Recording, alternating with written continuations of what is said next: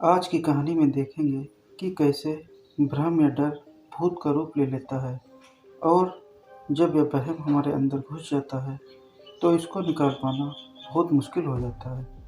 इसको हम एक कहानी वीडियो के माध्यम से देखेंगे। आप लोगों से विनती है कि एक बार वीडियो को अंत तक ज़रूर देखना, तभी पूरी कहानी का आनंद मिलेगा। अगर मेरी कहानी अच्छी लगे तो वीडियो को लाइक करना और चैनल को एक बार सब्सक्राइब जरूर कर देना। तो चलिए कहानी शुरू करते हैं। पुराने समय की बात है, गांवों में लोग अपना दिन का सारा काम निपटा कर शाम को एक जगह एकत्रित होकर वार्तालाप किया करते थे। यह एक ऐसे ही गांव की कहानी है। उस समय ठंडी का मौसम था। सारे लोग अपने खेतों का काम निपटा कर शाम को आग के पास एकत्रित होकर वार्तालाप किया करते थे। एक दिन की बात है, शाम को सभी लोग आग के पास बैठकर बातें कर रहे थे। तभी उनमें से एक व्यक्ति, जिसका नाम कालीचरण था, उसने बताया कि हमारे गांव से लगभग 1 किलोमीटर दूर कलुआ घाटी नामक की सुनसान जगह है, जहां पर भूतों का डेरा है। शाम होने के बाद कोई भी व्यक्ति वहां पर नहीं जा सकता। उनमें से एक व्यक्ति, जिसका नाम गजराज पहलवान था, उसने कहा कि भूतों जैसी कोई चीज़ नहीं होती है। मैं भूत प्रेतों को नहीं मानता। तभी दूसरा व्यक्ति, जिसका नाम मोतीलाल था, उसने गजराज पहलवान से कहा कि अगर आप भूतों को नहीं मानते हो तो आपको भूतों से डर भी नहीं लगता होगा। इस पर गजराज पहलवान बोला, हाँ बिल्कुल डर नहीं लगता। फिर मोतीलाल कहता है, तो क्या आप अभी कलुआ घाटी जा सकते हो? मोतीलाल की बात सुनकर गजराज पहलवान ने कुछ क्षण के लिए सोचा, फिर बोला, हाँ मैं अभी जा सकता हूँ। तभी सभी लोग गजराज पहलवान को कलुआ घाटी जाने से रोकने लगे, लेकिन गजराज पहलवान बहुत निडर और साहसी व्यक्ति था। उसने किसी भी व्यक्ति की बात नहीं मानी और कलुआ घाटी की ओर जाने लगा। तभी उनमें से एक व्यक्ति, जो बहुत बुद्धिमान था, जिसका नाम विश्वनाथ था, उसने गजराज पहलवान को रोका और कहा कि हम लोगों को कैसे पता चलेगा कि तुम कलुआ घाटी तक गए हो सकता है तुम आधे रास्ते से ही वापस आ जाओ। तभी मोतीलाल गजराज पहलवान से बोलता है कि कोई सबूत तो देना पड़ेगा, तुम वहाँ तक गए हो। गजराज पहलवान बोला, बोलो क्या सबूत चाहिए तुमको? तभी विश्वनाथ बोला, मैं तुमको एक हथौड़ी और एक खूंटी दूंगा। उस खूंटी को कलुआ घाटी में बरगद के पेड़ के नीचे गड़ा देना।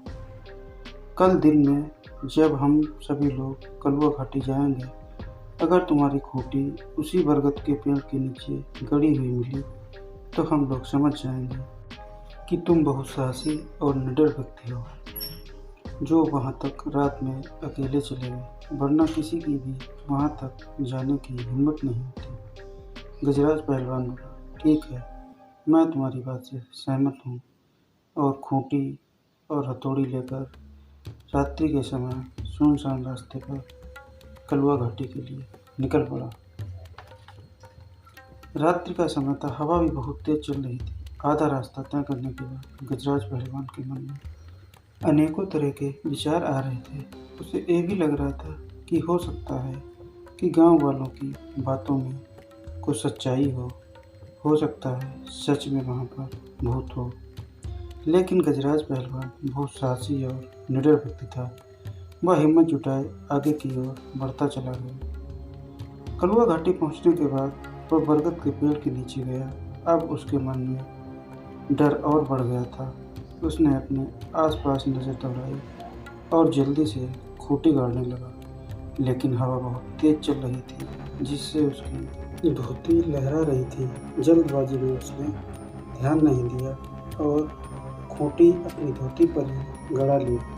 खूंटी गाड़ने के बाद वह वहाँ से तुरंत घर की तरफ चलने को हुआ, लेकिन वह वहीं पर लड़खड़ाकर गिर गया, क्योंकि उसने खूंटी अपनी धोती पर ही हड़बड़ी में गड़ा रखी थी।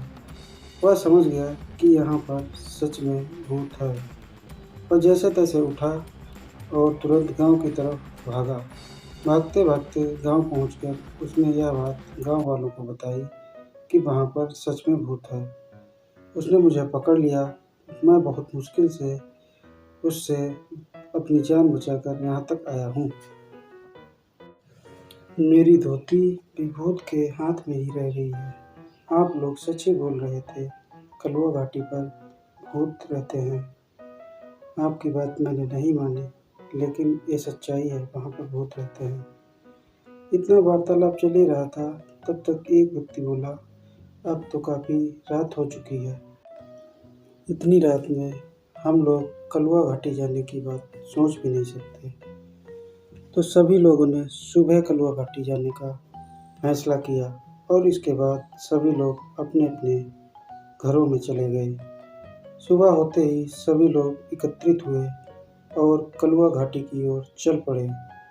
वहां पहुंचकर देखा तो वहां पर गजराज पहलवान की धोती के ऊपर ही खूंटी गड़ी हुई थी। यह देखकर लोगों को समझने में देर न लगी कि गजराज पहलवान ने जल्दबाजी में अपनी धोती पर ही खूंटी गाड़ ली थी। इस वजह से वह लड़खड़ाकर गिर गया। फिर वहां से वापस आकर गांव वालों ने गजराज पहलवान को बताया कि खूंटी तुमने अपनी धोती पर ही गाड़ ली थी, इसकी वजह से तुम लड़खड़ाकर गिर गए थे। तुम्हें लग रहा था कि भूत ने तुम्हें पकड़ लिया है, लेकिन तुम्हारी धोती पर खूंटी लगी होने की वजह से तुम हड़बड़ी में लड़खड़ाकर गिर गए थे। वहाँ पर भूत प्रेत कोई नहीं रहता है। लेकिन गजराज पहलवान के दिमाग में एक वहम घुस चुका था। वह गांव वालों की बातें मानने को बिल्कुल राजी नहीं था। उसे वहम हो गया था कि वहाँ पर सच में भूत है। वहम या भ्रम या शक का कोई इलाज नहीं होता है।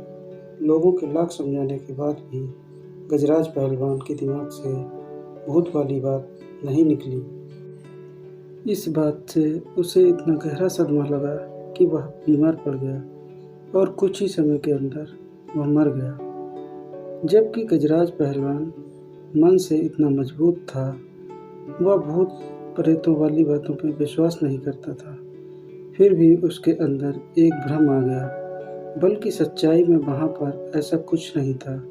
कुछ परिस्थिति ऐसी बन गई जिससे उसका वहम या भ्रम उसे सच लगने लगा, जिसने उसकी जान ले ली।